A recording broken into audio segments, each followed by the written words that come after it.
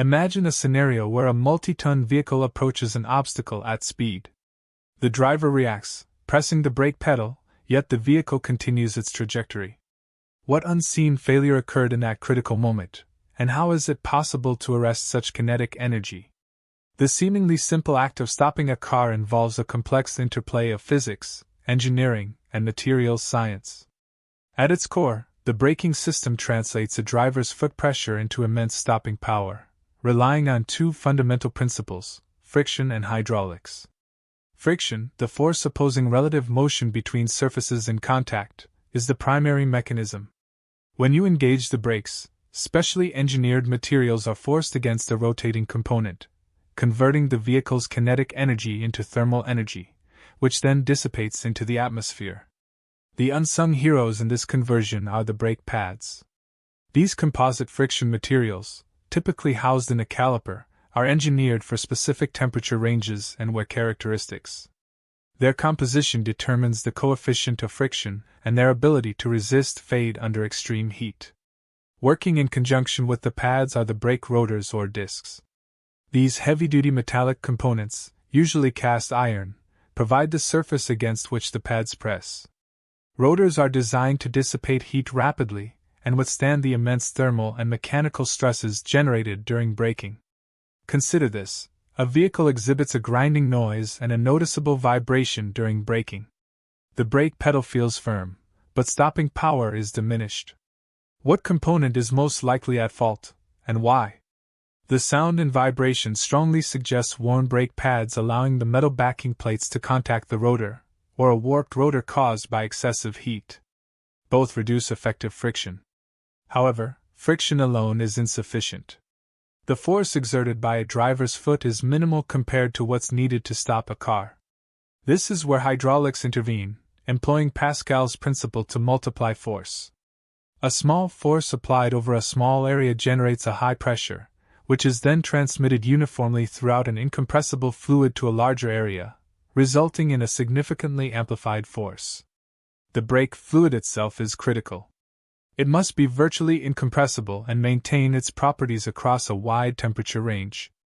Its hygroscopic nature means it absorbs moisture over time, which lowers its boiling point and can lead to vapor lock, a critical failure where the fluid boils, creating compressible gas pockets and a spongy, or non-existent pedal. The hydraulic circuit begins at the master cylinder, which converts pedal force into hydraulic pressure. This pressure travels through brake lines to the calipers at each wheel. Inside the calipers, hydraulic pistons push the brake pads against the rotors, initiating friction and deceleration. Imagine a scenario where the brake pedal slowly sinks to the floor, or requires multiple pumps to build pressure. There are no obvious leaks.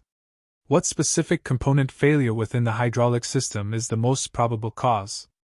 This symptom points directly to a failing master cylinder, specifically its internal seals, which allow fluid to bypass rather than generate pressure. Modern vehicles also integrate the anti-lock braking system, or ABS.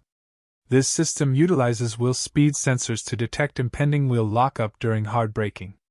If a wheel begins to lock, ABS rapidly modulates the hydraulic pressure to that specific caliper, momentarily releasing and reapplying the brake, thereby maintaining traction and steering control. Maintenance is not merely preventive, it's essential for system integrity. Regular inspection of pad thickness, rotor runout, and brake fluid condition are non-negotiable. Calipers can seize, brake lines can corrode, and fluid can degrade, each leading to compromised braking performance. Consider a dashboard warning light illuminating, depicting an exclamation point within a circle or the letters ABS. The primary braking function appears normal, but the ABS system feels inactive during emergency stops. What is indicated by this warning, and what implications does it have for vehicle safety? This typically signals a fault within the ABS system itself, such as a faulty wheel speed sensor or ABS module, disabling the anti-lock function but leaving conventional braking intact. The synchronized operation of friction and hydraulics forms an intricate safety net.